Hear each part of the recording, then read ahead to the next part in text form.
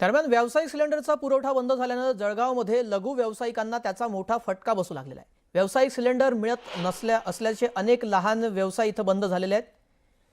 Cylinder मिळणार नसेल तर व्यवसाय करायचा तरी कसा, लघु व्यावसायिकांकडून असा प्रश्न उपस्थित केला जातोय।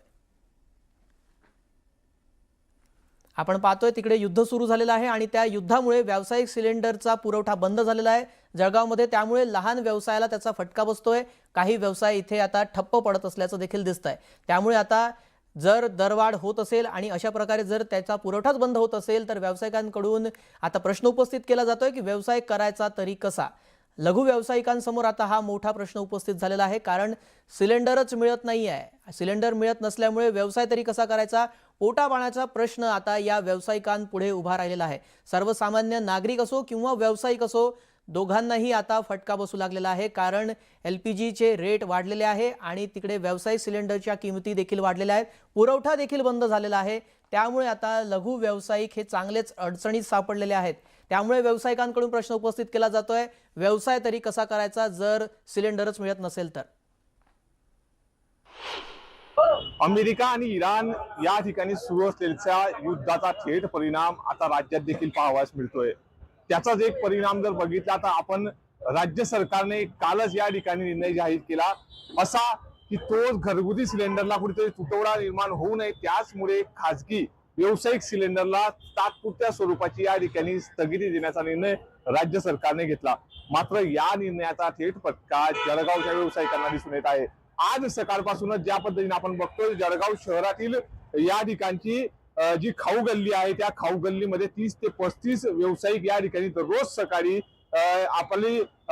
आपले वेगवेगळे स्टॉल लावून व्यावसायिक सिलेंडरच्या माध्यमातून प्रत्येकांना खाऊ चविष्ट या ठिकाणी नाश्ता देत असतात। मात्र आज जर आपण बघतोय तर या ठिकाणी फक्त 2च गाड्या या ठिकाणी जळगावकरांच्या सेवेसाठी या ठिकाणी उपलब्ध आहे।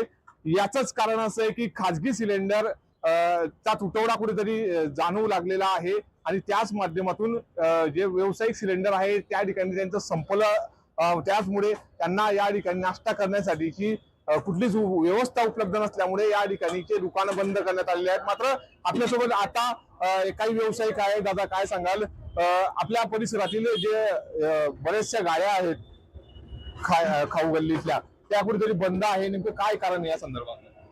सर, शासनाने मोठे सिलेंडर बंद करण्याचा निर्णय घेतलेला आहे।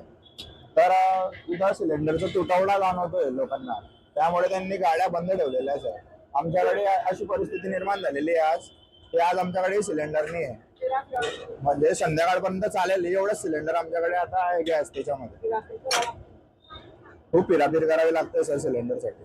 सर, आता व्यवसाय तर बंद होणार आहे, संध्याकाळपर्यंत अंडी आहे। आता अंडी करता फिरफिर करावं लागणार आहे, काय करायचं ते शासनाने निर्णय घ्यायला पाहिजे। आता याच्या पुढे आमच्या घरामध्ये आजारी माणसं आहे, मी स्वतः आजारी, मला गोळ्या लागता, मुलाला प्रेग्नंट झालेलं आहे, त्याला औषध पाणी लागतं, कसं करायचं ते आम्हाला आता टेंशन येते। हमारे पास छोटा सिलेंडर नहीं है तो हमारा रोजी रोटी चल नहीं सकती है, क्योंकि इसकी जो कीमत है वो थोड़ी कम है। कमर सिलेंडर फिलहाल 2200-2300 रुपये का था। हमारे को इतना पवड़ता नहीं है, हमारा इतना रोजी रोटी बड़ी नहीं है कि हमारा बड़ा सिलेंडर पवड़ सके। आज की स्थिति ऐसी है, आज शाम तक सिलेंडर चलेगा, हो सकता कल सिलेंडर हमारा नहीं रहे तो कल बंद करना पड़े। तात्काळ यावरती निर्णय व्हावा आणि आमची उपासमारीची वेळ या सरकारने दूर करावी, अशीच प्रतिक्रिया या ठिकाणच्या व्यावसायिकांनी न्यूज 18 मराठीशी बोलताना व्यक्त केलेली आहे। नितीन नांदुरकर, न्यूज 18 मराठी, जळगाव।